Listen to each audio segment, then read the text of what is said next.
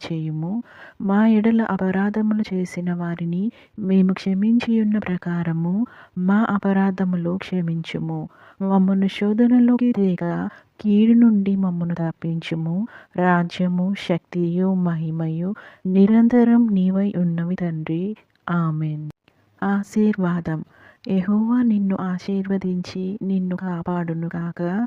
యెహోవా నీకు తన సన్నిధిని ప్రకాశింపజేసి నిన్ను కరుణించునుగాక. యెహోవా నీ మీద తన సన్నిధి కాంతి ఉదయింపచేసి నీకు సమాధానము కలుగజేయునుగాక. ఆమేన్.